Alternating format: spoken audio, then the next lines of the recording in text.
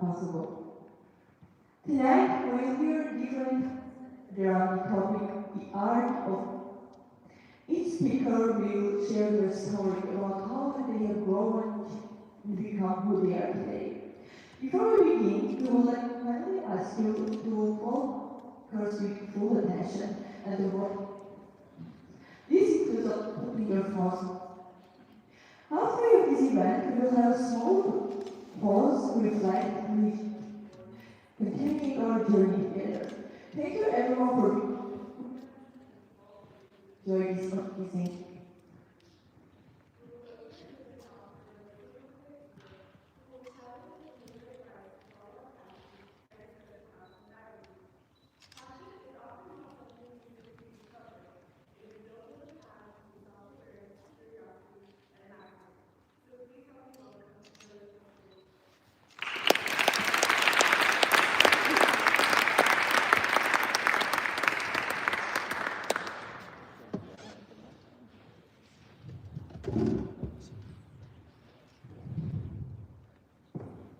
In less than a month, I will graduate, and so will my fellow seniors.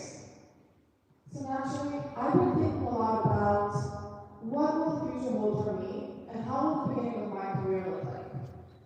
I mean, up and not. One of the questions seniors get asked the most is, so, tell me what's new, what's next for you?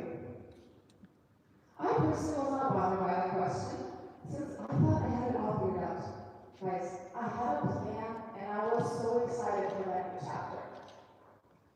Until recently, when I started questioning all of the choices I was so certain about, such as going to pursue my master's degree in Netherlands right after graduation.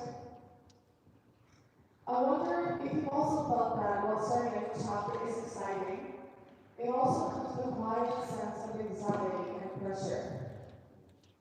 Ending a season and starting a new one may feel exciting, right? But inevitably it comes to making choices. And these choices can feel very heavy if you're told that they will shape the rest of your life. The reality is that we work more than 90,000 hours throughout our lifetime. That's 1/3 of our life, according to the Harvard Business Review. So I think this number puts so much pressure on us to make the right choice. We're told from early age by our parents, our teachers, and media that we need to find our passion as a person sort of kid, treasure what the answer to a predestined career. But let me ask you this. What happens to those who can't find the answer to their passion? What happens to those who don't experience a revelation on what they're going to do? Does it mean that that's it? Their work is going to be miserable? No. See, I've come to believe that this passion discovery mindset actually restricts us from building successful and enjoyable careers. Even researchers at Stanford University have found that people holding this mindset, they tend to think that pursuing your passion will be easy, but also they're more likely to give up when facing challenges. But passion does not equal easy, so don't expect it to be. An American author, Cal Newport, offers an alternate idea that he calls a career manifesto. This manifesto is built on the idea that passion comes from competence and not the other way around. Think about it. We often assume that first we experience the passion or the desire and then we start building the skill, right? But what if it works the other way around? What if we first become good at something, we develop it, we become more confident, and with that, we get more of a stronger sense of enjoyment and purpose? Cal Newport says that compelling careers are systematically crafted. So let's reframe the narrative. What if instead of seeking our passion asking for some sort of hidden treasure, we purposely built it? Passion is not always something that you discover, but it is something that you build through self-awareness, curiosity, and deliberate practice. So let's start. The first step in building your passion is self-awareness. This looks like you first look inward, right, and ask yourself, what am I naturally talented at or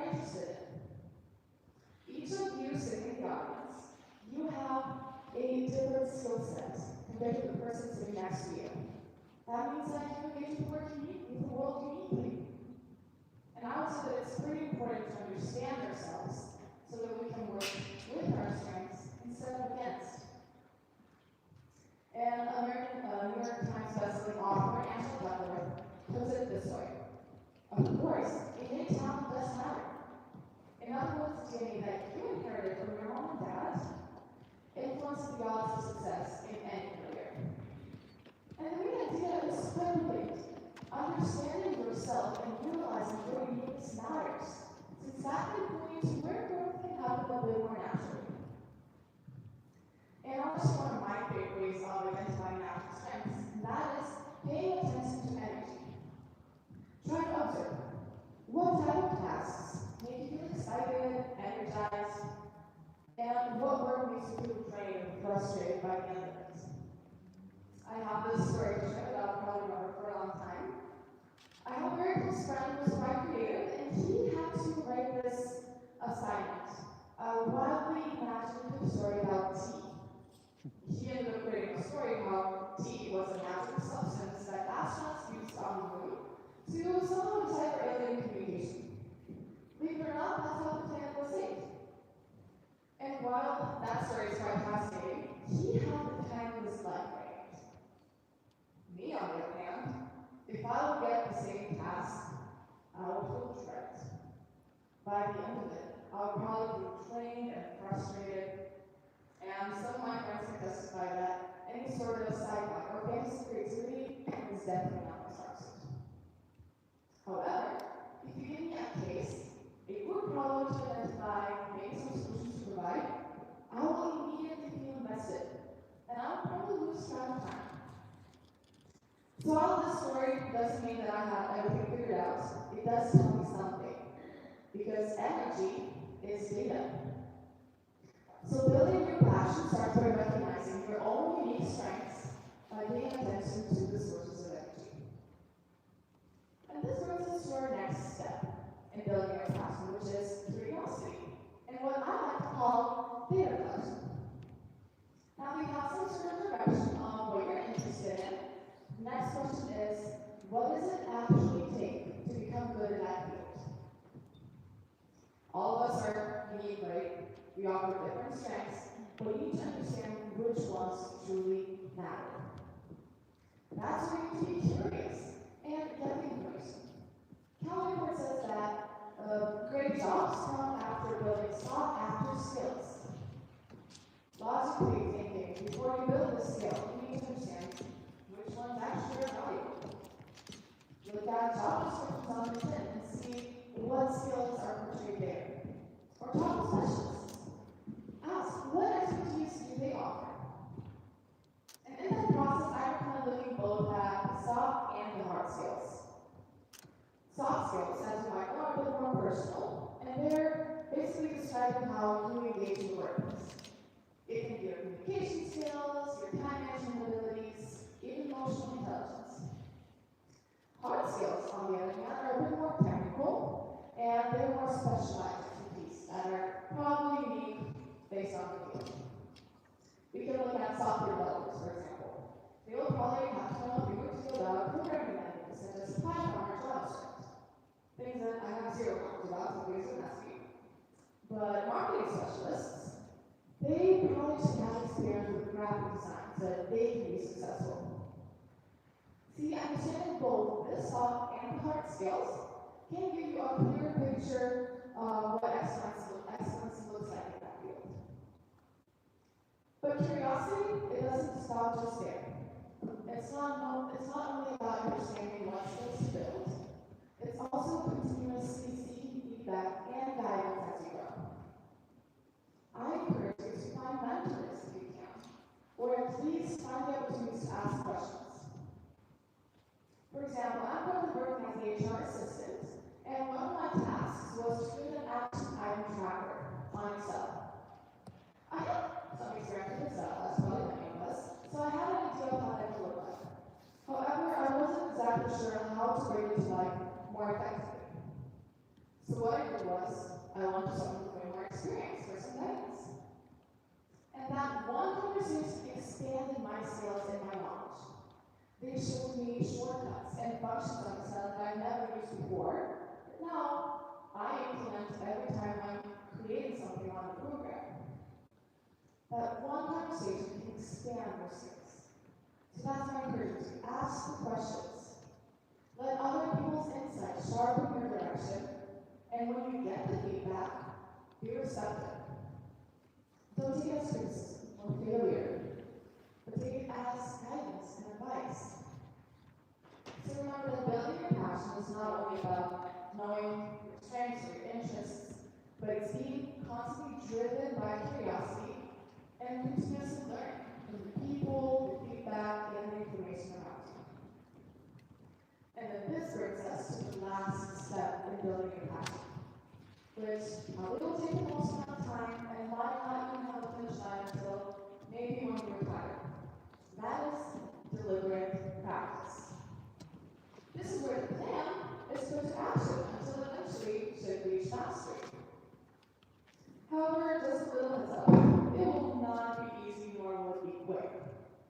Like a craftsman refining a craft, deliberate practice is constantly pushing and stretching your limits and making intentional improvements. Jeff Coleman says that this practice, practicing deliberately, is actually very mentally demanding and will oftentimes feel uncomfortable. But I believe that most of us are familiar with that feeling of discomfort, and that's okay. I personally experienced this in one of the most meaningful roles that I've had so far, which was serving as the student council president last academic year. I loved our mission and what we were doing, so I guess you can say that I was passionate about the role, right?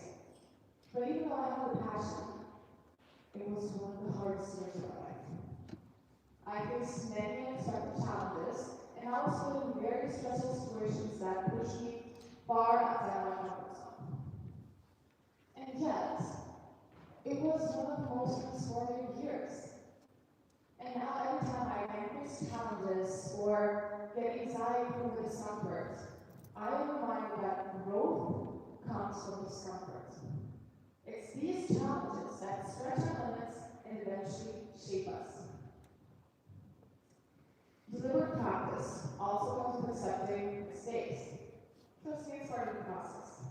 You will not be successful or perfect from the first, nor probably from the second or third time. But that's completely fine. This might sound a bit cliche, but bear with me, guys. Take mistakes as material for improvement. There is this brilliant rule that's called the 10,000 iterations rule, and it emphasizes that mastery is not only from 10,000 hours of constant repetition, but it's about 10,000 iterations. That means to become a pro at something, you need to be making constant tweaks and adjustments. So if you want to build your passion in your work or in your job, remember that you can seek excellence by practicing deliberately. Accept discomfort, but also learn to adjust. So, if any of you here are still on that treasure hunt, hoping to find the answer to what your passion is or what you're going to do, I hope that these ideas challenge you to reframe the narrative. Passion doesn't always come from the very beginning, but it will follow once you commit to stay, to grow, and to craft something meaningful. So stop waiting to find your passion and build it. And the good news here is that you don't have to have everything figured out. Start where you are anyway. Build your passion through self-awareness, curiosity, and deliberate practice until you become a master. And let passion meet you there. Thank you.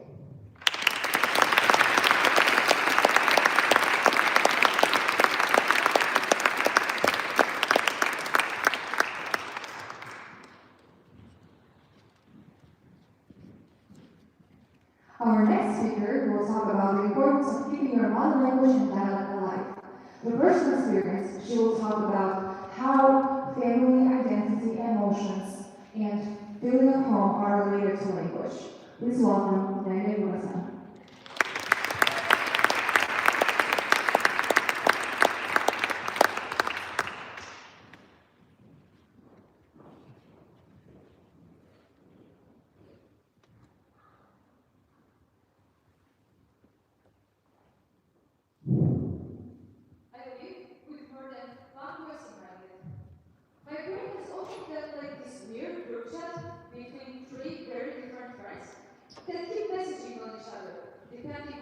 whether I want to make a joke, share news, or talk about something serious. And this has been my life as long as I can remember. I'm Nelly, I come from Armenia, and I speak 3 languages: Armenian, Russian, and English. At first, I thought nothing special about it, right? Because actually, half of the world's population speaks 2 or 3 languages. However, what makes my experience slightly more unique is that these 3 languages, they belong to different branches of Indo-European family. So they quite fundamentally differ from each other. To continue with my story, I spoke Armenian at home, because it's my native language, obviously. Russian always surrounded me, starting from cartoons to everyday conversations. In fact, you know what we like to do? We like kidnapping Russian words, pressing them into Armenian pronunciation, and then pretending that it's ours. For example, in English, it will be tomatoes, in Russian, помидоры, and in Armenian, we say pomidor. I'm sure for people who speak the language, this sounds way funnier. And English surrounded me starting from kindergarten age, as it has become a language of internet, and of course, education that can guarantee you a bright future. So I never paid any special attention to my languages, right? I just spoke them like others did.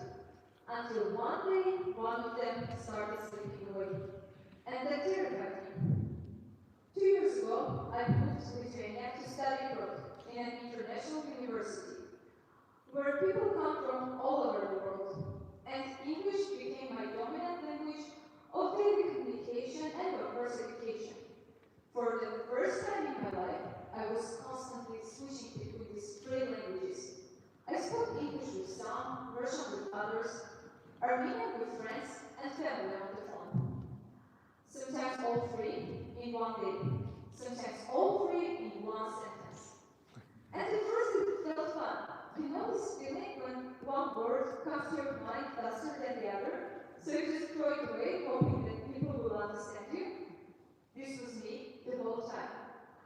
In linguistics, this is called code switching. And don't worry, it's a natural process. This does not indicate that your language is broken.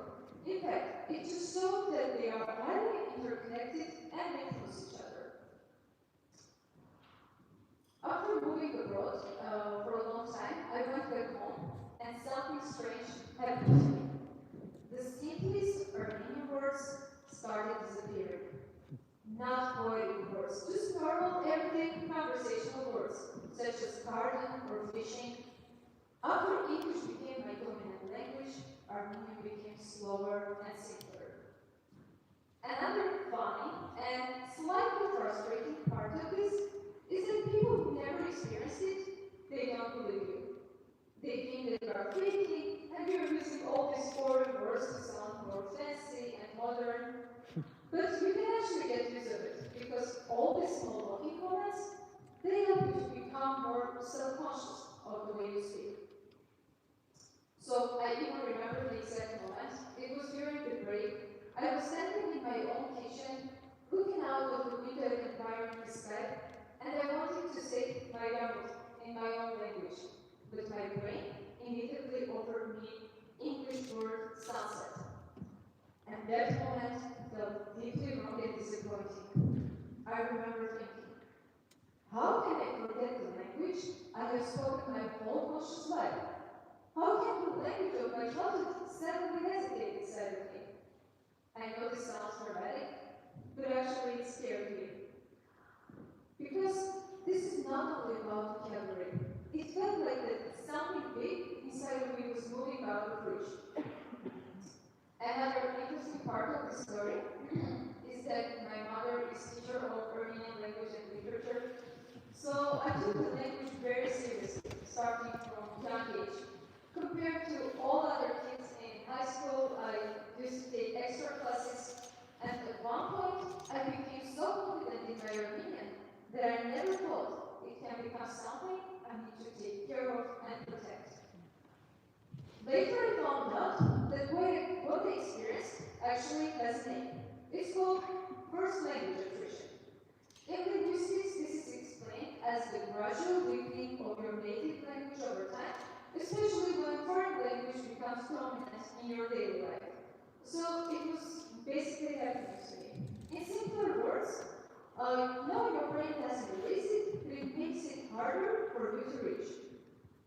be honest, I find this both comforting and disturbing because it basically means congratulations, you're not just losing your mind, but yes, your brain will absolutely betray you if you neglect your language.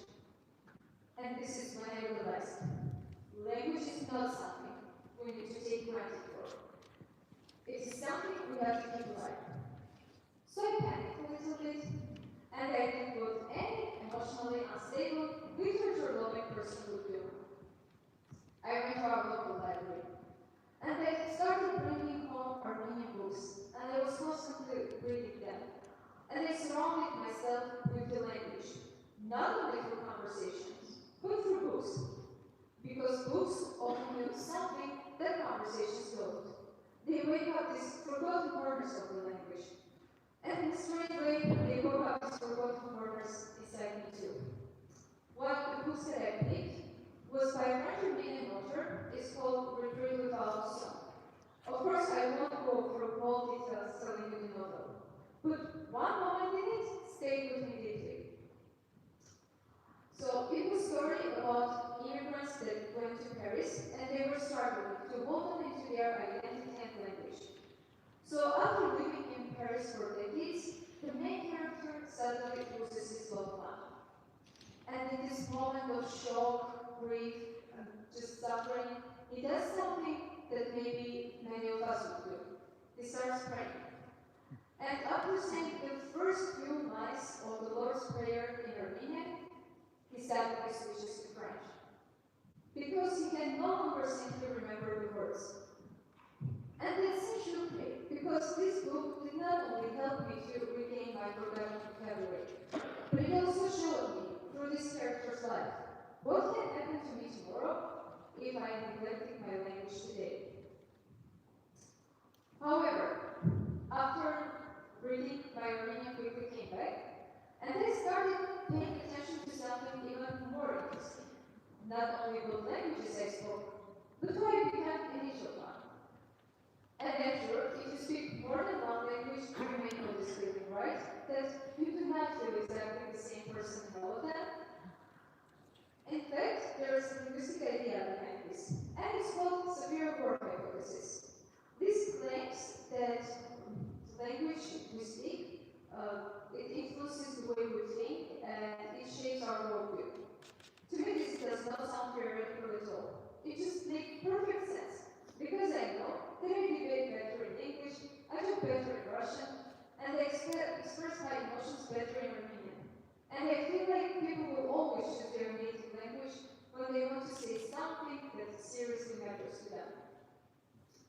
Before moving abroad, I looked at languages as different subjects and skills in my head, but now I know they are more like rivers. Sometimes one goes quieter, sometimes another goes stronger, but together they shape the landscape of who I am. So today, I no longer view multilingualism as if it is a talent. As if you speak a language, you will know it forever. Because it is simply not true. Languages are more like relationships. And relationships do not survive without attention. Because you cannot ignore your partner for years and then expect intimacy to stay. So over time, I became more intentional. I understood that if I want to keep my languages alive, I need to give each of them separate place in my life. And I do not mean by this opening notebook and writing like briefly names of my linguistic identity. No, it can be done in simple things. Sometimes a single friendship can become home for language. And I have a great example for this. One of my childhood friends, she moved abroad years ago, and once she told me that I was the only person who kept speaking Armenian with her regularly. And after we stopped talking for a while, she could feel how her language was getting weaker and weaker. And it stayed with me, because it showed me that language does not only live inside of a book or a classroom, but sometimes it can live just inside this one person who keeps speaking it back to you. Because if language is only used for survival, for email, for translation, for homework, it just loses its role. But when it is used for love or even arguments, it stays like differently. and it is a living part of us. And for me, there is more interesting layer to this story.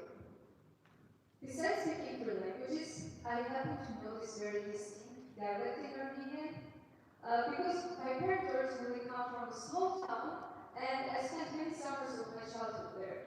So, alongside with my official Armenian, I grew up speaking and hearing another version of it that sounded much more warmer and of course stranger. And I'm sure if you come from any place with dialects, you may know that dialects are not languages. They are intimate languages. They carry the humor and uniqueness of their communities. I have to admit that one of the most unforgettable, funny, and descriptive words I know exists only in dialect. And it is even hard for me to translate, but I will try my best. So, if a person is physically not very flexible, we call them wood stick. And word troublemaker, it might be described as person who disturbs kind people. I know it's another form of right? Yet, dialect success are the first things that people get ashamed of, especially young people, especially when they are moving to big cities, universities, or any other formal places. Suddenly, the way your grandmother speaks is something you need to value. And to me, this is heartbreaking, because if we lose dialects, we do not only lose words, we just lose local memory and culture, and the way of how others see the world. And I say this very personally, because I wasn't always confident in mine. In fact, I used to get laughed at for it. One of my childhood flashbacks is that I was 12 years old. My cousin, he literally locked me in a car and he forced me to speak dialect so he could just make fun of how strange I sounded. I'm sorry for sharing childhood traumas. And I officially want to announce here today, this is not an ideal language preservation strategy. Please do not try it. But jokes aside, the memory stayed with me, because shame can make people go silent very quickly. And silence is the first step how languages fade away. In fact, our attitude towards our native language turns out to be the dominant factor deciding attrition. So please, if somebody speaks with dialect, accent, mid-sentence, or different rhythm, maybe do not laugh at first. Maybe listen first. Before moving abroad, I never thought about any of this deeply. I simply spoke. But distance changed that. Distance made me understand that language might be the core part of our identity, even though we rarely name it that way, right? Because when we are asked about our culture, we immediately mention music, food, traditions, dances. But I think that language may be the first key to all of it. And if this is true, then it deserves much more respect and attention than we give to it. So today I'm no longer thinking of multilingualism as just something cool. Yes, it is impressive, it is important, it helps us with travel, education, communication, networking, job, everything. But today it has become something much more important to me. It has become a responsibility. So I want to tell you this. If you speak more than one language, please do not take that lightly. Feed them, repeat them, reading them, listen, and loving them, even fighting them if you want. Just please, do not let them go silent. And before diving into the world of linguistics, I used to think of languages as different pulses in my brain. But now I know. They are just threads in one moving piece. They are just like muscles in our body. They cross each other, and sometimes they pull on each other. But together, they make me of who I am. So maybe my brain will always be this weird group chat with my friends. But you know what is important? That I don't want any of these friends to stop texting, or in worst case scenario, to leave the chat. Thank you.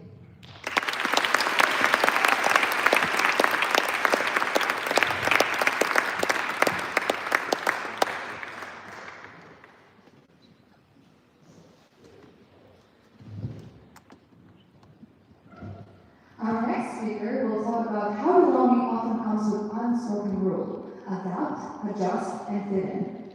She will explore the hidden process behind this and will question whether changing who we are is actually the price we have to pay to belong. Please welcome Irena Harutuna.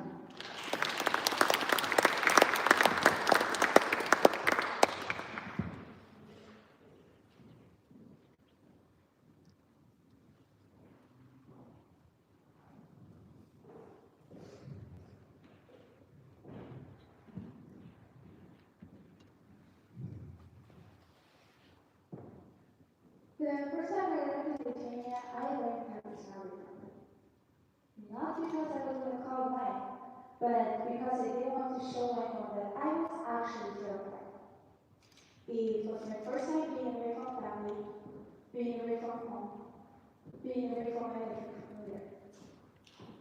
Everything cultural. The language that I didn't fully understand, the different culture, and even the food. For the first time I realized that there was no one to guide me. There was no one to take things from me. And there was no one to fix things when they went wrong. And in all of that, I was trying to understand people. But at the same time, I was trying to understand myself. I learned how to know when I didn't fully understand. I learned how to laugh half a second later than everyone else, just to make sure that it was safe to laugh. And somewhere between learning the new language and exploring the streets of Prague, I learned something else. I learned how to wear a mask. And the strange part is, no one really asked me to do that. When we move to a new country, people always tell us that we are brave, independent, adventurous. Some people say that it's exciting and life-changing. Some even say that it's crazy. But where I come from, people often tell that if you're a young girl living abroad, it's too dangerous, it's too much, and it's too risky. But you know what no one actually talks about? No one talks about how it actually feels like on the inside. And no one prepares us for the changes that start from the very second that we arrive. I still remember my first night on campus. I put my suitcase away, and I cried for the entire night. However, the next morning, I woke up, I put on a smile, and I went out to meet new people, like nothing had happened. And I think that's very exciting. When we arrived, we portrayed confidence, understanding, and belonging. And at first, it was necessary, like for the survival. And whenever I didn't have that energy to keep that version of myself going, I would stay in and distract myself with watching series. Later, while watching Desperate Housewives, a popular American TV show that explores the hidden lives and emotions of seemingly perfect people, I saw a scene where Brenda becomes better, teaches her how to hide her emotions, how to hide her true self, so she would never be easy to understand, so she would never be an open book for men. I remember thinking that this was really outdated, because no one really hides their emotions to do this serious. But then, I realized something very uncomfortable. We don't just wear a mask or walk with people like we did for men. We wear them for everyone. We wear one for our professors, the intelligent, always prepared version, quietly nodding every time when they ask whether the topic was clear. One for our friends, the fun and adjusted version, never really saying no to their ideas even if they are down. One for our family back home, the I am doing amazing version. Because in the back of our mind we know that if we start complaining about the hardships that we face, they will start worrying. And finally, we wear masks on social media. The filtered, thriving, and always perfect version. The mask is not just about hiding weaknesses. It is about controlling the ways how others perceive us, especially in a foreign land. Because we know we're different accent, different culture, different habits. The last thing you want is to feel exposed. So you start being strategic. You pay more attention to details. You soften your accent so everyone understands you. You study expressions before speaking. And you rehearse sentences in your head again and again before raising your hand. You don't just change your style. You change yourself. And slowly, something strange happens.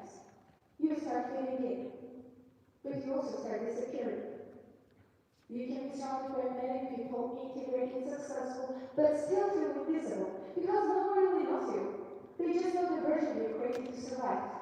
And here's the difficult truth. The mask really works. It helps you to cool down, it protects you from embarrassment, it shields you from rejection, but it also creates distance. Distance from others, and eventually, distance from yourself. There is a specific kind of loneliness that comes from being seen, but not known. And I think many of us mistake adaptation for becoming, but they are not the same. Adaptation is about adjusting to the environment, but becoming is about evolving without abandoning yourself. For a long time, I thought that becoming was improving my mask, making it more polished, more perfect, more confident, more and more and more impressive. And this is not just something that I felt. A lot of people hide how they really feel just because they are afraid of being judged or misunderstood. But the more we do that, the easier it is to lose that sense of who we actually are. I can tell you a little secret. The real growth did not begin when I decided to make my performance perfect. It happened the first time I dared to say, "Can you repeat that?" And instead of judgment, someone smiled at me, explained it again, patiently, slowly, until I truly understood it. It happened the first time I admitted that I don't understand. Instead of the awkward silence, someone in the room said, "Don't worry, girl, I didn't get it either." It happened the first time I allowed myself to be awkward, natural, and just to be a human. And instead of rejection, people laughed with me, not as me. And that's when I realized that I was not alone. When a classmate of mine once said, "Thank you for asking that question. I didn't get the topic either, but I was so afraid to ask." When a friend of mine admitted that she had the same silly habit that I thought I had to hide, for the first time it felt real. And in those small, honest moments, something real replaced the performance. Because becoming is not about constructing a whole new identity that hides the old one. It's about integrating new versions of yourself. The one who has to comfortable and the one who has no fearful. The one who cries every night at missing family and the one who smiles brightly during family FaceTime calls. The person you were and the person you are becoming. We often think that courage will loud, but sometimes courage is quiet. Sometimes it's speaking in your accent that you're so insecure about.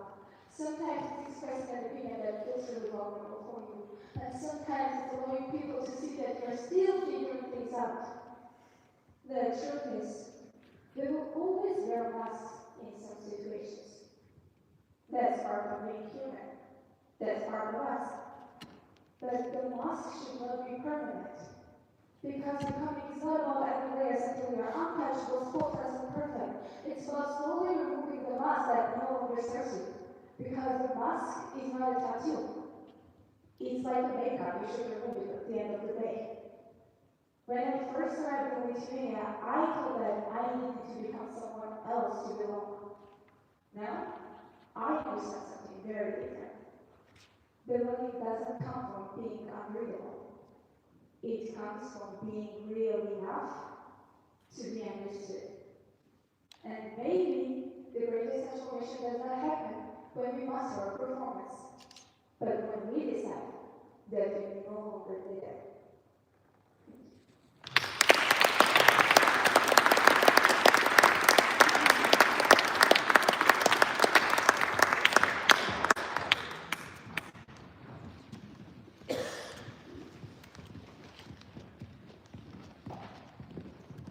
Our next speaker is Erin Johnson.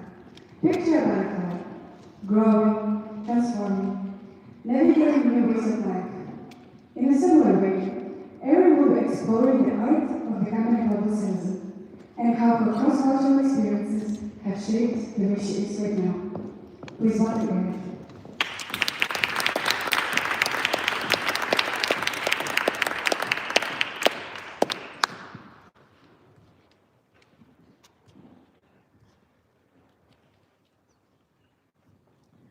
Think for a moment about your earliest childhood memory. What is it that sticks out to you? For me, one of my earliest childhood memories is learning how to pray, but in Dutch. See, at the end of a meal, my dad would say the Lord's Prayer in Dutch, and I would repeat it dutifully, line by line. I didn't really understand the words, but I forced my mouth to make those foreign sounds. And I practiced until I could do it by heart. Now, another memory that sticks out to me is taking the bus with my grandmother. We would go to visit her father, my great-grandfather, downtown, where he lived in a nursing home. And when I would see him, I would sit on his lap, and like happens in many different cultures, he would start bouncing me on his knees, and he would sing this melodious tune in Dutch. And as the tune increased in speed, then the nearly unexpected would happen at the end, and I would drop to his legs, and I would squeal with delight. It was so fun to hear these familiar yet also foreign words, and to experience this anticipation of what I knew was coming next. For me, this sets the stage of combining the foreign of another language and the familiar of family. And this is what started me on a journey of becoming a global citizen. So join me on a journey of a 3-step stage to becoming a global citizen. Now, the first step is to be you. Now, many of you here grew up in a household where more than one language was spoken. And oh, that makes me so jealous. I primarily grew up in a monolingual English-speaking household. Okay, now I told you I heard snippets of Dutch and I learned to pray in Dutch, but beyond that, my experience was primarily in English. You see, my grandfather moved to the United States in 1952 when he was 40 years old. And upon arriving in the United States, he wanted to create a new identity. And for him, that meant forgetting, covering up his old identity of speaking Dutch. Dutch was reserved for just the relatives, or for letters back to the homeland. With his family, with my grandma, with my dad, with my aunt, he spoke English. And that set the trajectory for my life. Yet, I still remember when my cousins came to visit from the Netherlands, suddenly it was like this world became alive. My dad and my cousins conversed, and the conversation went from English to Dutch, back to English, back to Dutch, and I was just mesmerized. I could only understand half of it, but I understood the familiar tones, and I tried to catch these familiar sounds, and I just wondered, what were they saying? I wanted to know. I wanted to unlock this mystery that was another language. When I went to high school, I finally got to enroll in Spanish class, and I was so excited. Day 1 of Spanish class, the teacher walked into the classroom and she started speaking all in Spanish. And I just sat mesmerized. Every word was new, and once again, there were foreign sounds, and they were different, and I didn't understand. She would reach into a backpack and pull something out and say the Spanish word for it, and I tried to figure out what each thing meant and just tried to solve this mystery. She rolled her R's flawlessly, and it was inspirational. And then, while my classmates struggled to memorize these vocabulary lists and to determine the difference in the past tense verbs, I loved studying the grammar. I got to lean into my little grammar nerd heart and talk about this in a foreign language. Not only did my vocabulary increase, because now I learned new words, and not only did I get to learn more about my own language through learning the grammar of another language, my worldview also increased. I learned about another culture. We sang childlike songs in Spanish. We watched these cartoons and these Christmas movies in Spanish. And it was like a whole new world. It was like I could see things in more vibrant colors. And it really inspired me to want to travel more, to learn what it's really like. Now, I like talking with other people. And part of learning another language meant that I even got a bigger audience. I could share my ideas with more people. But it also meant I could learn from more people. I could hear about their experiences. I could learn about their heritage and their culture and taste their food and learn about how they saw the world. And this inspired me to travel more, to learn more, and to just become a broader, more well-traveled global citizen.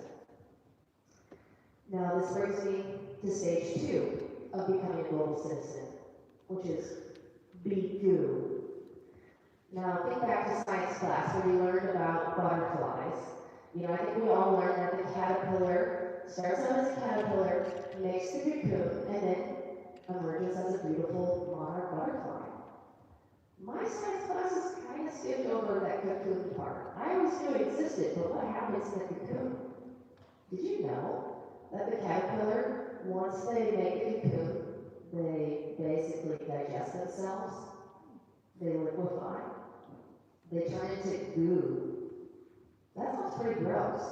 And it contrasts with that beautiful butterfly that I always had imagined at the end. I didn't really give much thought about what happened in the cocoon. Now, someone asked me the other day, do you think a caterpillar knows what's going to happen in a cocoon when it makes it? Now, I don't know the answer to that question. But I do know that that state of goo is a state of great transformation. Now, how does this relate to being a global citizen? Well, I had originally envisioned myself as a very brave, very adventurous global traveler. And the first time I went overseas, I traveled with my dad. We went to the Netherlands and we saw the sights. And we played this little game. We would walk in the door talking to each other in Dutch. And if the shopkeeper came to us and spoke to us in Dutch, we felt like we had won, like we had cracked the code. And if the shopkeeper came and spoke to us in English, we knew that our pronunciation and our grammar needed a little bit of work. Okay, and it was fun being a tourist. But then, I had a longer overseas experience. Prior to this, I had been treating the world kind of like a museum. I was living in another culture, using other languages, which had really awakened in me a new part of my soul. And then, unlike a museum, there was no exit. After a while, homesickness crept in. I felt lonely. I couldn't leave my language classroom and retreat to my own familiar culture and bedroom. I couldn't just check out. And it was hard. You know, research shows that speaking another language can change your personality, and it's true.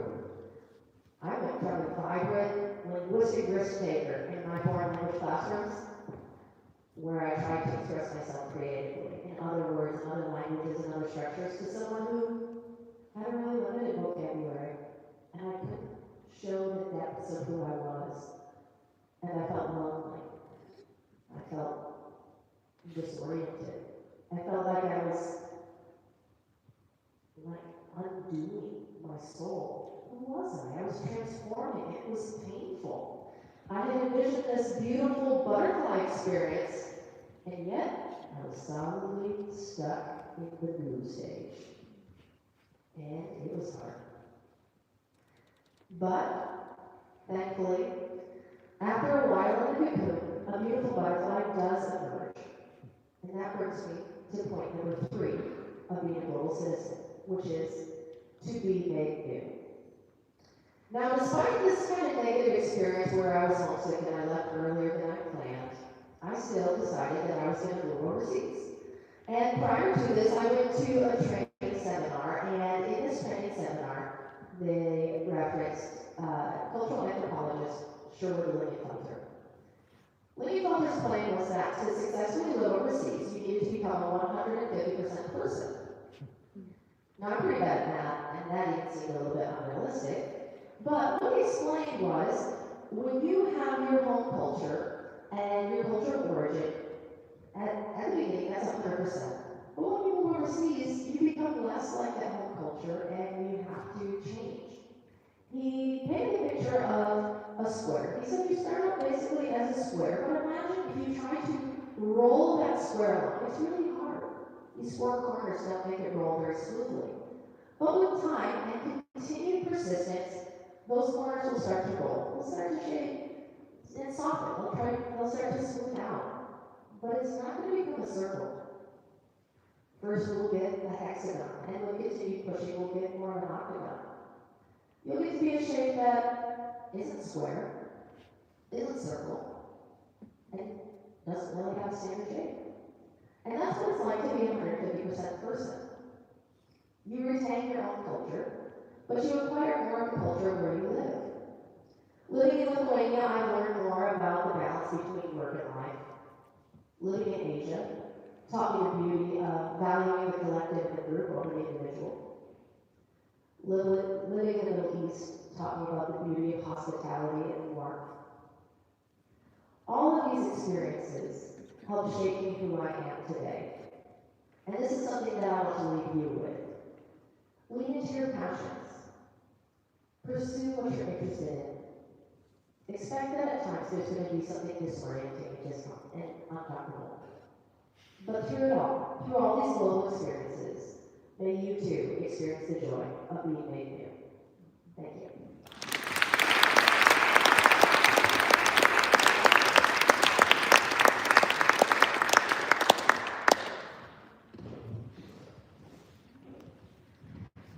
Thank you for all of our amazing speakers. We have more to go and more exciting speeches to listen to. But right now, I want to announce a short break.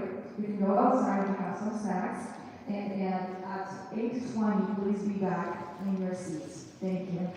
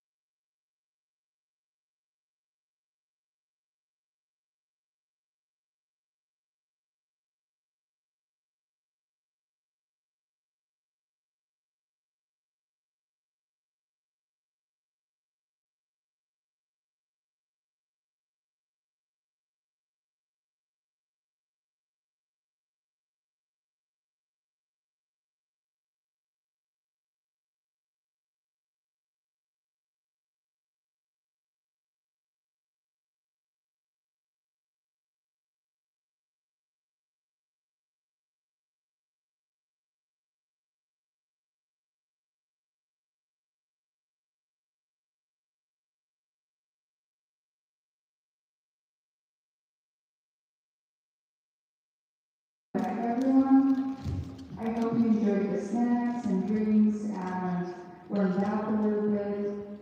So our next speaker is Angela Safaren.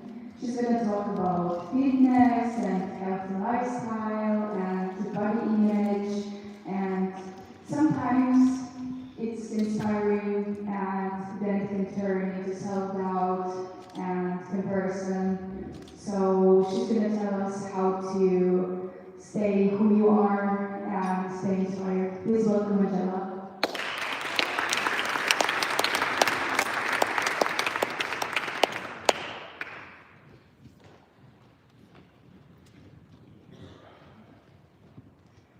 Have you ever thought that you are fat? Maybe you lose some weight? Or maybe you look at your favorite influencer online and thought, I want to look exactly like that.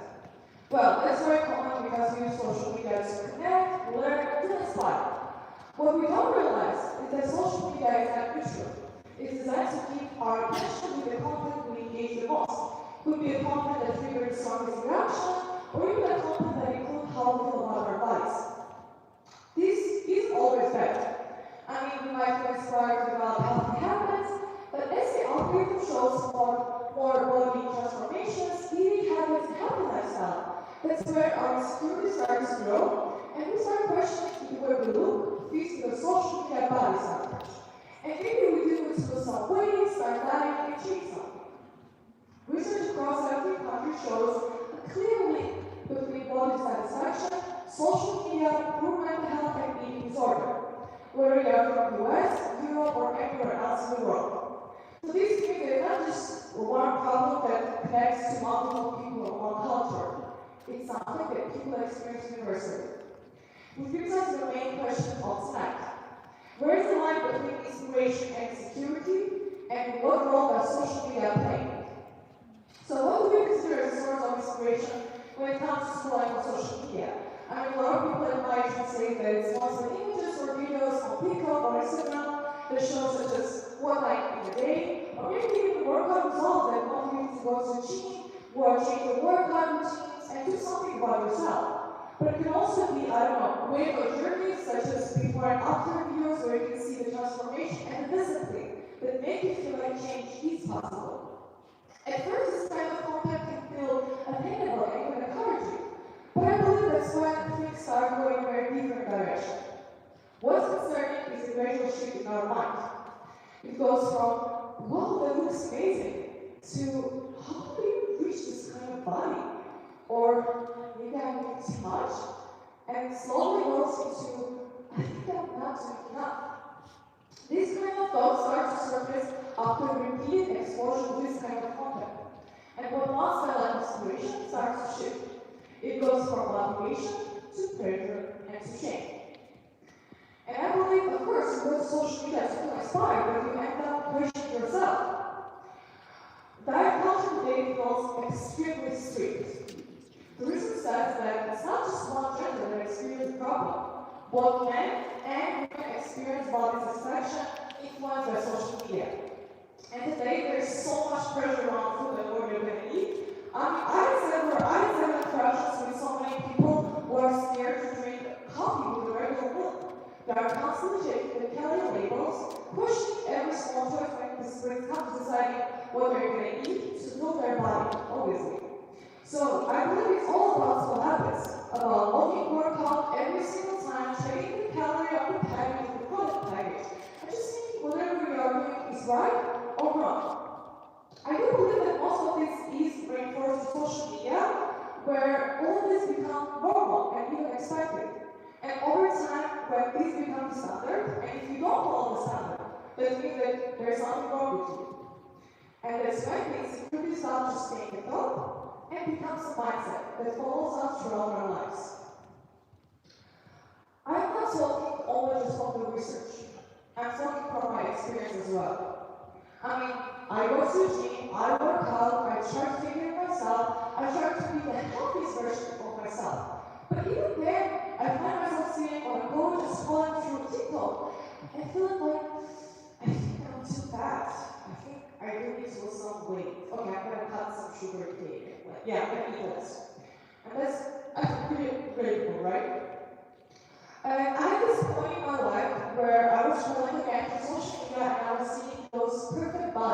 again, let's just start from the beginning. What is a perfect body?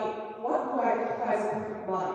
For me, the perfect body would be defined abs, strong arms, I don't know, good physique, very good figures.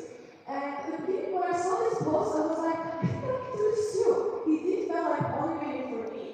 But without even realizing, this foundation slightly turned into pressure, into something that led me being ashamed of my own body.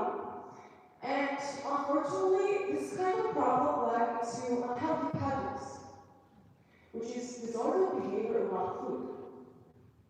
And unfortunately, I'm not the only person who has the problem. There is a lot of people who experience and struggle with eating disorder. It could be restrictions, could be binge eating, and any kind of patterns that are not visible from the outside. And these patterns, they start from something that's controllable or even healthy. For example, I'm gonna go on a diet, everything's fine, I'm gonna do calorie deficit, I'm gonna cut, I'm gonna eat less sugar, everything's fine, I control, I try to be healthy. But even without realizing it, unconsciously, you put yourself in a very dangerous spot that becomes an addiction. You eat less, and you become weak. All because you want to reach the ideal body that you saw on social media. So I believe that these patterns don't just stay around food. They affect our daily lives.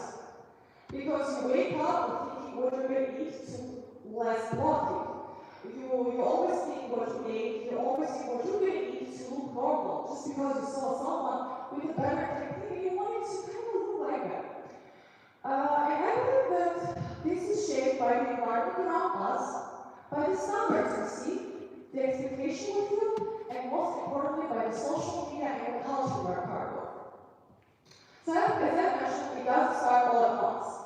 It starts gradually, from those that looks cool, to something like, no, I think I can do better. I need better routines, I need better workouts.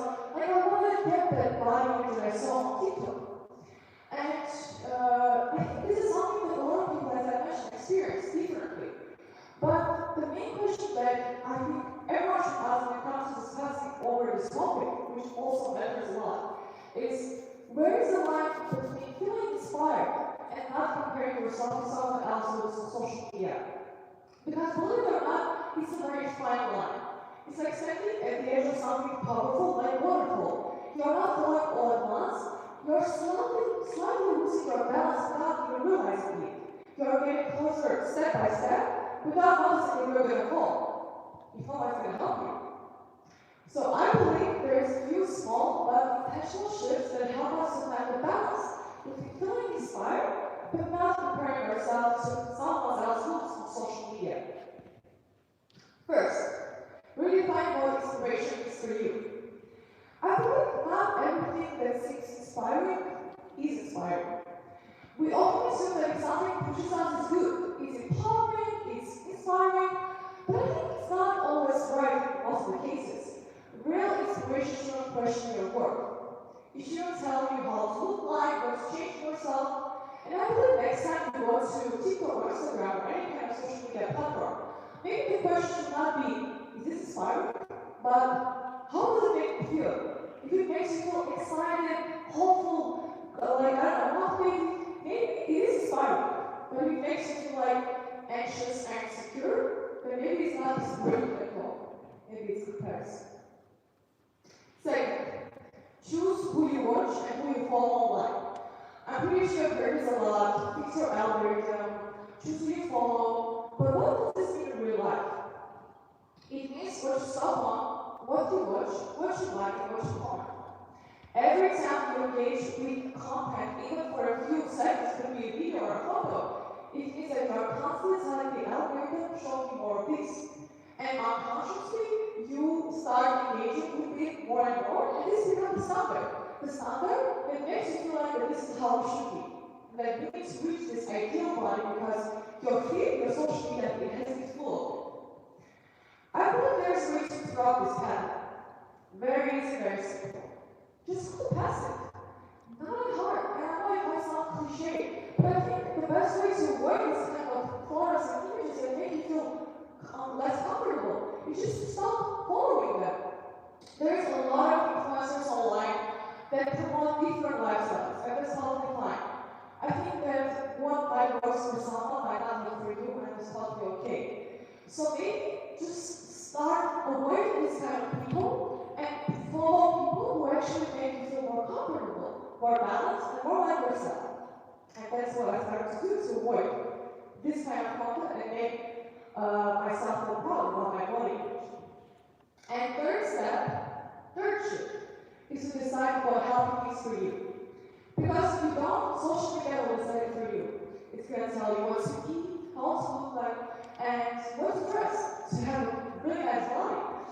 And I feel like that's not how it should be. You are in charge of your life. Again, I sound cliche, but it's how it is. You decide what is good for you, what is bad. You decide what is healthy for you. I mean, you might feel inspired to have good, healthy breakfast. You can go on Pinterest and search for a good, healthy breakfast. But it's all about feeling inspired, not copying or comparing yourself to someone else's routines. So maybe the right question should be, what is right for me? What is the best routine that I can do? What is the best food that I can come up with? Just start creating your own. And I believe that's very find the balance between feeling inspired and not feeling insecure when you see someone else's life or body on social media. So maybe becoming does mean to feel inspired, but it definitely doesn't mean comparing yourself to someone else. I mean, I'm not likely to say that I define the balance between feeling inspired and again not taking actions about myself, because every time, not every time, but most of the time, a few times when I watch social media, I do find myself a bit dismotivated because I see those perfect abs, perfect workouts, and I feel like I can do better. But I think it's a part of the process where I learn every single day, and that's how I'm becoming a better version of myself. Constantly learning. There's a really cool phrase that has been overused quite a lot, but I believe there's a real reason why it's been overused so many times. Love yourself and be yourself. I know pretty hard, but I believe the day you start accepting yourself and the way you look is the day life becomes way easier.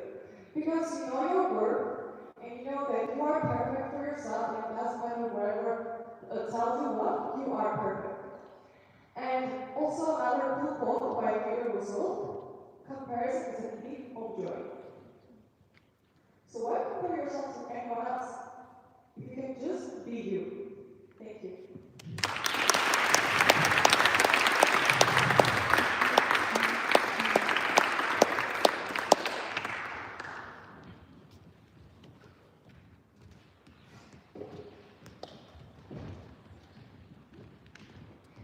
Now let's welcome Victoria and Adrian, who will explore how labels quietly shape the way we see ourselves in the others. Drawing from her own experience, psychology, and real-world impact, she shows how expectations can become limitations and how awareness and action can help us to take back control over who we become.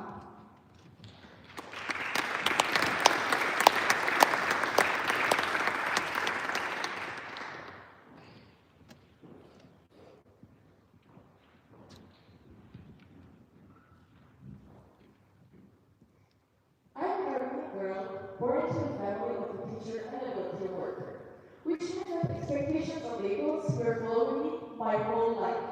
At home, there were no circles, but there were very clear expectations. From my mom's side, be perfect, be disciplined, and be the example. From my dad's side, be strong, don't break, and don't show weakness.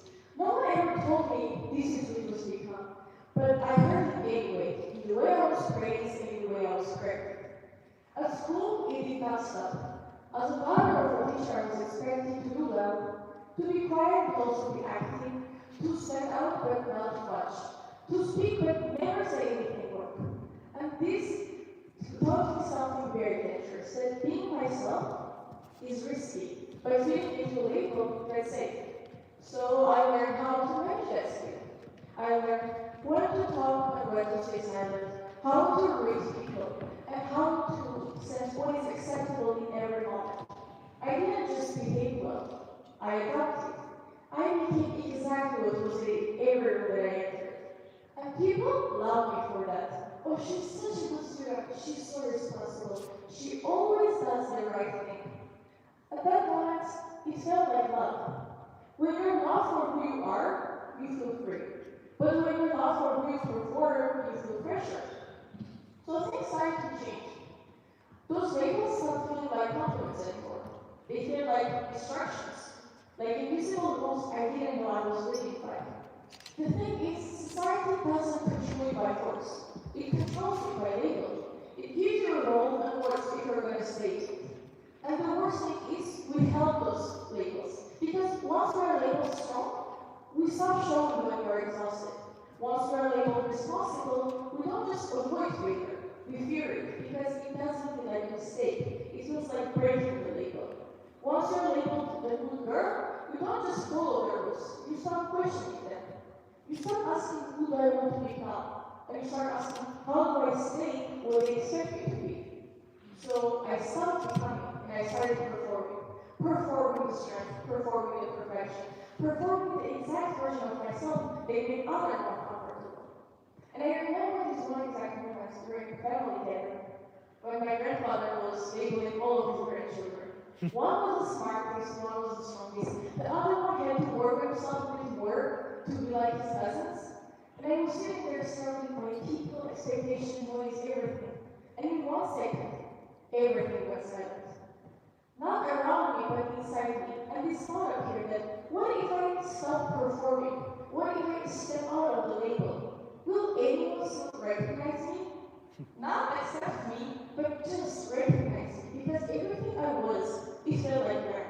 Like a performance I was doing for years. Polish, repeated, refined, just to fit into something that I was never.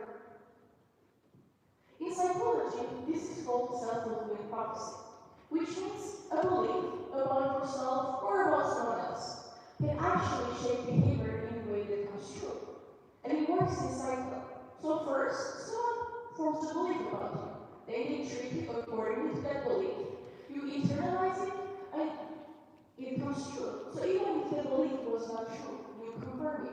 And it is way worse when the label or the expectation is negative. There's one very famous study called the bullying effect, that you might heard that. When teachers were told that certain students were high potential, but those students were chosen randomly. And at the end of the year, those students performed better. Not because they were more intelligent or smarter, because they were treated as one. More attention, more belief, more practice. So at the end, they became what was expected of them. Now think about this outside of classroom. What happens when you label a person? Smart, intelligent, slow, difficult, anything. Me and my friend, we started a project called Blind Math in a special school for students with disabilities. We wanted to teach them math and arithmetic using special abacus specifically made for students with disabilities. And not only just visual impairment, but also autism, learning difficulties, and any other challenges. We were super excited. We believed in our idea, so we went to the school director to propose it. She listened to us, nodded, and said, yes, this is a great idea.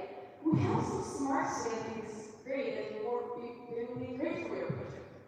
And the word smart just created a boundary. Because we told her, we don't want only the smart students, we want everyone, not the ones that are seem capable, but the rest as well. She looked at us and said something very honest. Well, I don't think they will be capable of it. And that just stuck in my mind, because this is how a self-fulfilling prophecy begins. When you think someone wants to succeed, you give them less time, less opportunity, less chance, and they don't succeed. Not because they weren't able to, just because they didn't have the chance to prove themselves. And even this time here, every time we go to school to teach, teachers are whispering, maybe not this student, she won't be able to do that, it's so hard for him. And our answer was always the same. Let them try. At the beginning, it was messy. Some students struggled, some needed more time, some didn't follow the instructions their usual way. But we didn't remove them. We adapted ourselves. We changed the way we explained or the way we thought, but we never lowered our expectations. And by the time things started to shift. The students were labeled difficult to start enjoying the class. The students were labeled excluded for participating. The ones who were labeled incapable, they started to enjoy the process and actually learn. Nothing about them changed. What changed was expected of them. There is a famous quote by Johann Wolfgang: treat people as if they were what they ought to be, and you help them become what they are capable of becoming. But society often does the opposite. It treats people based on what they assume they are and keeps them there. And this is not only about school, it's about all of us, because we all do the same thing in our lives. We choose what was comfortable, we avoid what was risky, and we silence the part of ourselves that doesn't meet the expectations. But how do we break this? Not motivational speeches and not just being yourself will help in this case, because that's not practical. The only way is with awareness and with your actions. So first, identify the label that you're living inside. Ask yourself, what is something that I believe about me that is not actually mine? Maybe that you're not creative, or that you're not confident, or that you're not a type of person. And ask yourself, who told you that? Was it your parent, your teacher, a friend? A moment of failure or just a thought inside your head that keeps repeating itself to become a belief. Half of your limits are not facts, they are just repeated expectations stuck in your identity without your permission. Change your environment and not just yourself. If expectations shape behavior, then your environment bears more than you think. Surround yourself with people who actually believe in you, who want your growth and not just your perfection, who want to challenge you to be a better version of yourself and not be comfortable for other people. Because psychology works both ways. Low expectation, they shrink you. High expectation, they stretch you into someone you didn't know you would be. Sometimes changing the place where you stand can actually change your life. Act before you feel ready, because self-fulfilling prophecy doesn't become from others, it becomes from you. If you believe that you fail, you practice this, you try this, and at the end you confirm it. So reserve it, act before you feel ready, because your behavior can actually change your belief. And the last thing, give others the opportunity that you weren't given. Remember all the times that someone loved you, or gave you the opportunity to prove yourself and be different. Don't decide for others what they are capable of doing. Let them try. Because the most powerful thing that you can do is believe in someone else, especially when others don't do. And by doing that, you don't only help them change their lives, you become part of it. Think about it. How many activities are hidden just because someone was labeled too early? How many people are behind because not because they failed, but because they weren't given the opportunity to try? How many people's life is moving slower because they're waiting for the approval? Most of us, we don't need the confidence or the courage. We are just waiting for approval. And this is how our society shapes us.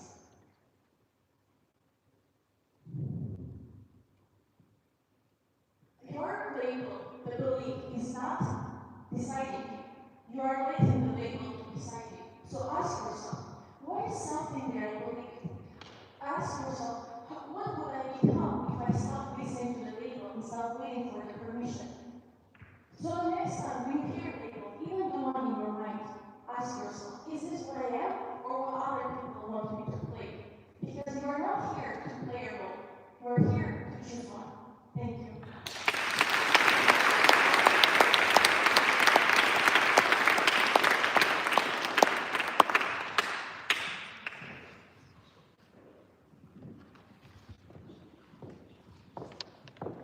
Next, we will hear from TEDxLCC, who will explore freedom as something that is deeper than just comfort or perfection. By sharing stories of artists, scientists, and even her own personal experience, she will show us how challenges help shape who we are and how real freedom lies in the courage to keep walking even when the path is uncertain. Welcome, Tekka.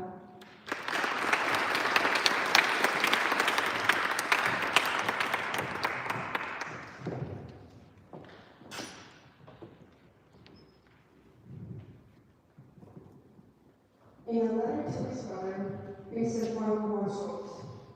What would our lives be like if we had no courage to attempt anything?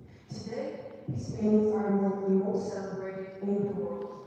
People travel across continents just to stand in front of them and enjoy them. But during his lifetime, he faced rejection. Almost no one believed in his work, and he struggled with loneliness.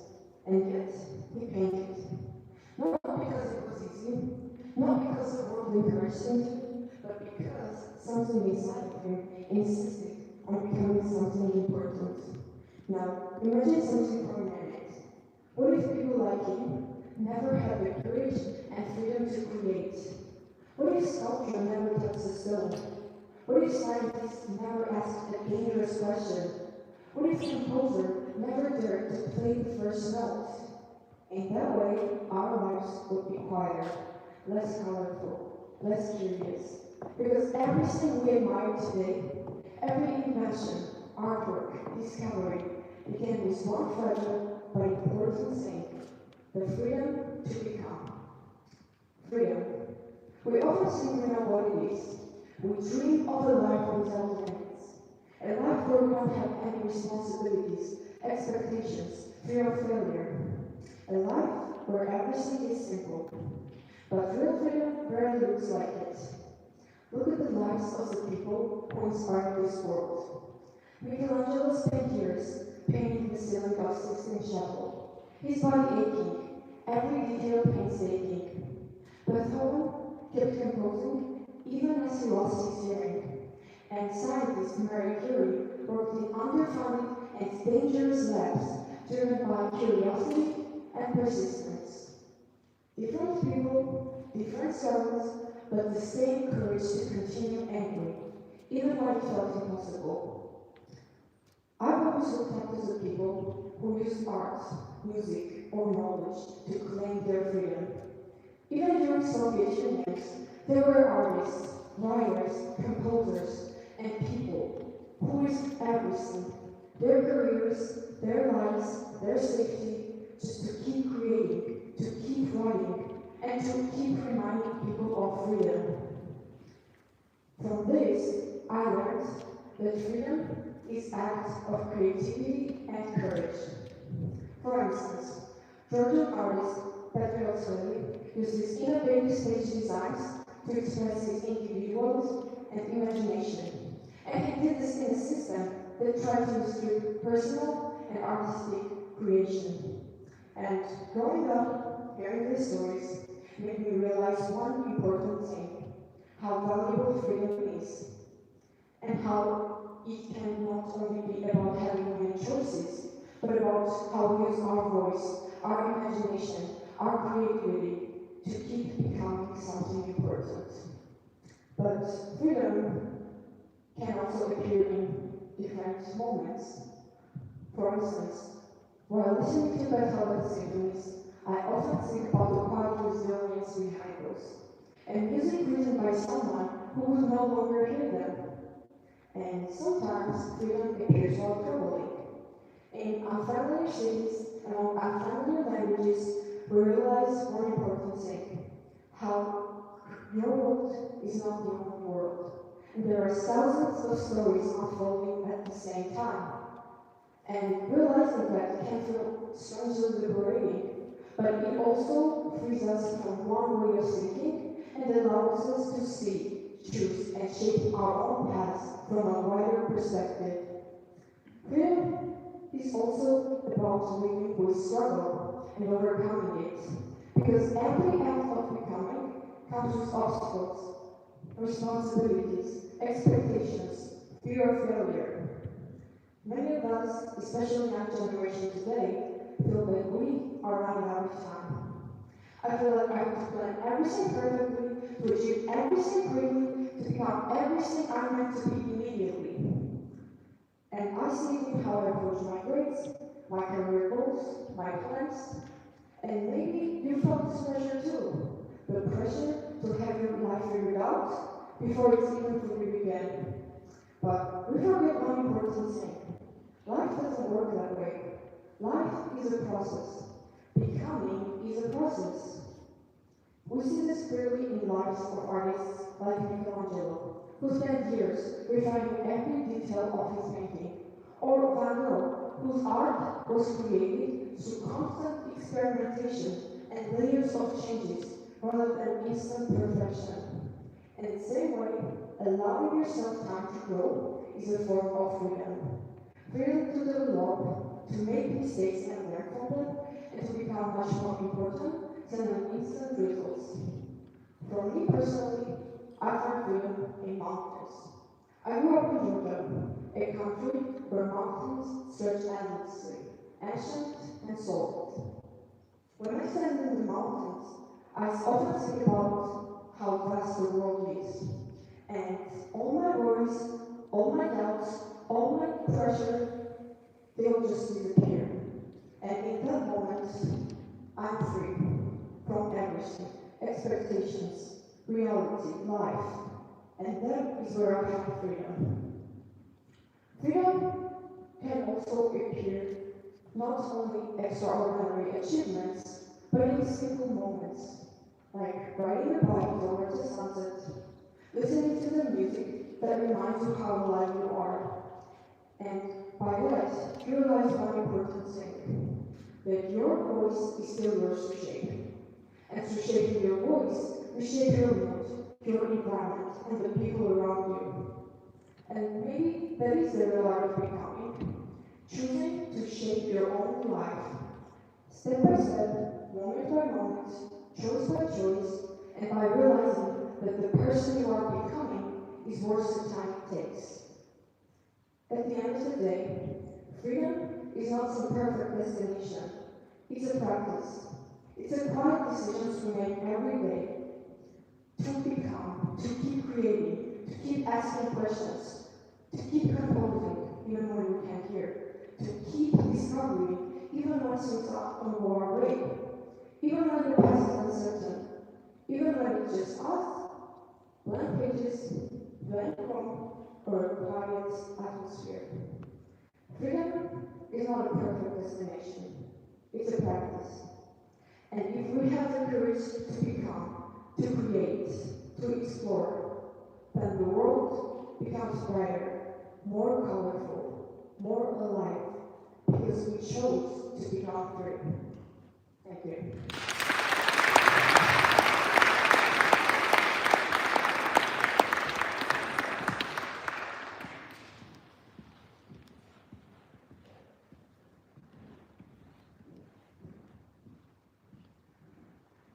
Have you ever wondered how you can live a meaningful life?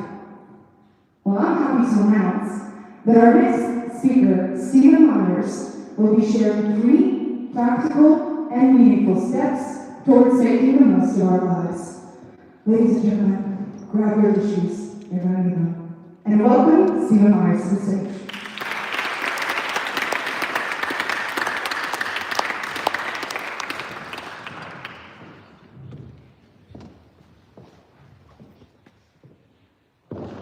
When I was a university student, a mentor of mine invited me and several of my friends to join him early one Wednesday morning in his cemetery.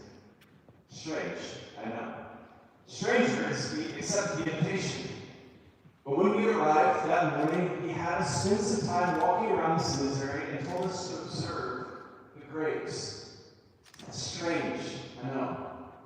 Eventually, he called us back and he asked us what we noticed.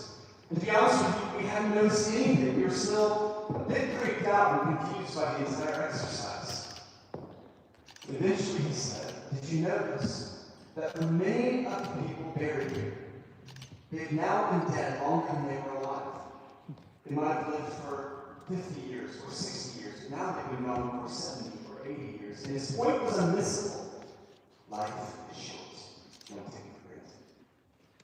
Then he pointed out on each tombstone there are 2 numbers.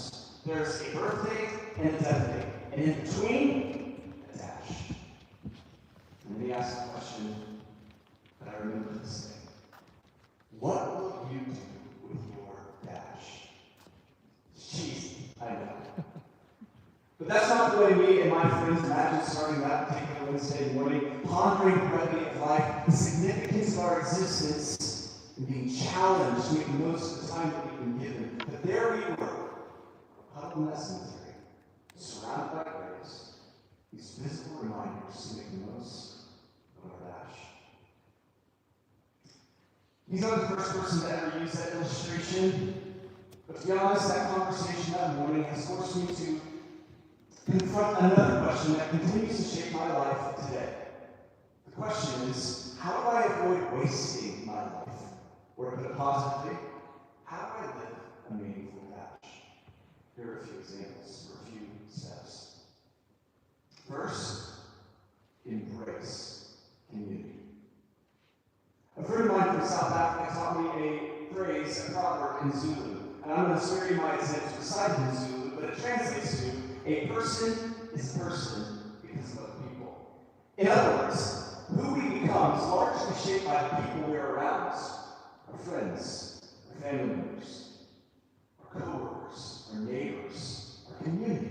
They all play a significant role in shaping who we become. There is a direct line between our belonging and our becoming. And we live in a fascinating moment in human history because of modern technology. Right now it's popular to talk about the dangers of modern technology, to discuss that social media might be having a negative effect on our mental health, or sharing the concerns that AI might be eroding our ability to think for ourselves and communicate clearly. But I think modern technology is revealing something deeply important about humanity. I think modern technology is revealing just how important real human connection is. In 2023, the U.S. Surgeon General declared loneliness an epidemic.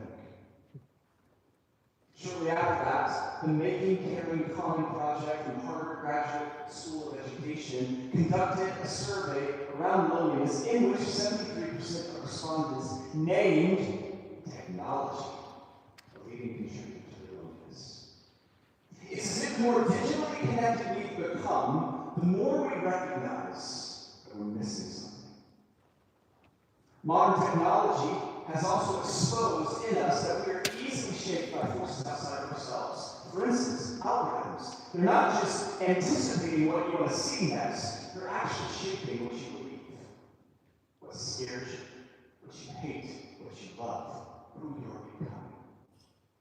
So if we want to live a meaningful dash, we must pursue real, intentional relationships. And for some of us, that might mean we have to become the architects of the communities to which we once belong. And that doesn't happen automatically.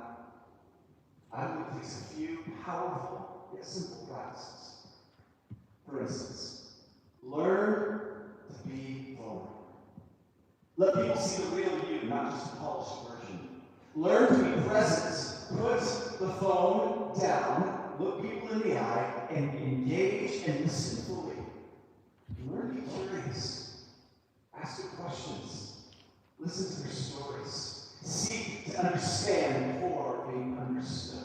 Because at the end of your life, the most meaningful parts of your dash will most certainly involve other people. It won't just be about your accomplishments, your status, your bank accounts, or even your followers, but people. Number 2, serve others. A friend of mine recently gave me a gift. It was a picture of St. Maximilian Kolbe. Father Kolbe was a Polish priest, a Franciscan friar, a missionary, and a martyr, who during World War II was imprisoned at Auschwitz. During his imprisonment, another prisoner managed to escape, and as a form of cruel punishment, the guards sentenced 10 men to die of starvation. One of those men chosen to die began to cry out, "I have a wife and children, have mercy." And in a moment of bravery and self-sacrifice, Father Kolbe volunteered to take his place. Think about that for just a moment. He gave his life so that another man might live. That's an extraordinary example of serving other people in a situation that none of us find ourselves in. But it illustrates the powerful truth that a life that truly matters is one that is given away. And here's the paradox. The more we center our lives around ourselves, the smaller they become. But the more we begin to serve others, the bigger they become. Father Kolbe's life was not wasted. His dash is packed with meaning and significance. Serving other people doesn't always look like dramatic acts of heroism. Most often it looks simple and ordinary. Things like helping someone who's hurting, mentoring someone who's younger than you, sitting with someone who might be suffering, or using your resources or talents or abilities to be good other people, not just yourself.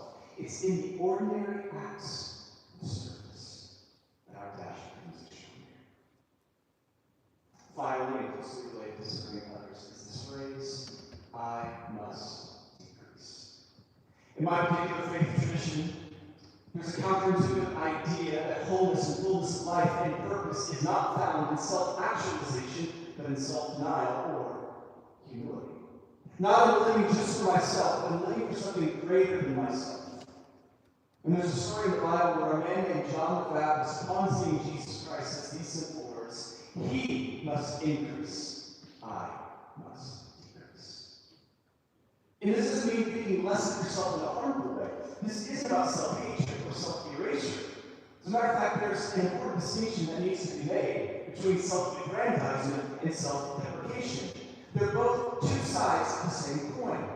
Self-aggrandizement is obsessed with making myself look better than I actually am, while self-deprecation is obsessed with making myself look worse than I actually am. The problem is, they're both obsessed with me. Humility is different. Humility is a superpower. Humility is the ability to resist the tyranny of believing the lie that I must become the center of my universe, which fills us with anxiety.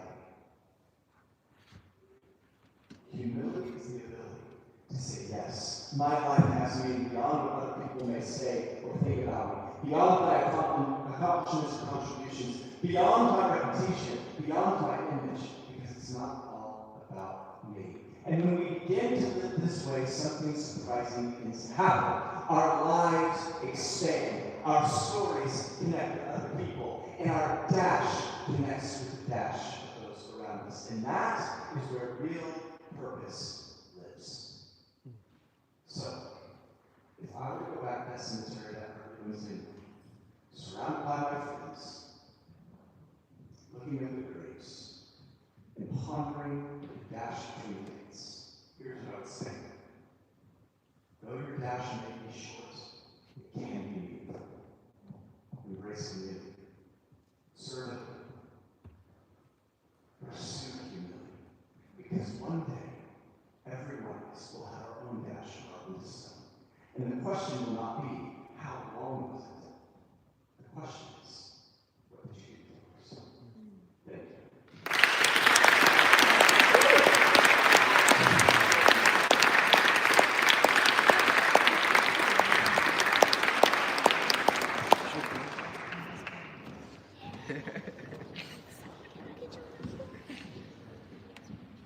Good evening, everybody.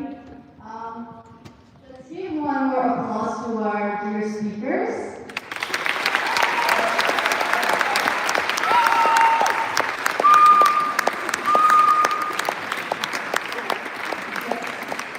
I want to take this minute to thank our speakers because they put a lot of work in this and a lot of dedication to make this event happen. So let's clap for them one more time because they deserve it.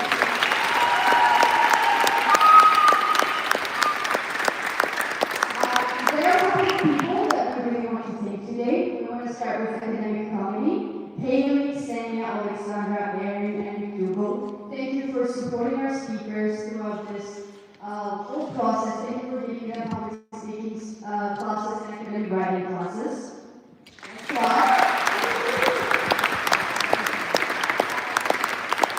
I also want to thank Professor Senya, who helped us to get TEDx license, and without her, we would not be standing here, so thank you so much. We also want to thank IT and communication office people for helping us with all the technical setup and all the support throughout this event.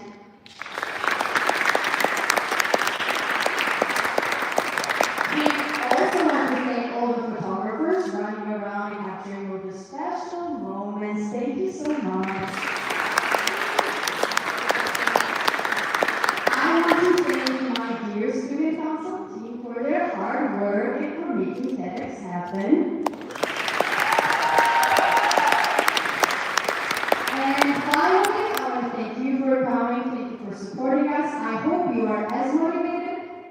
joyful as we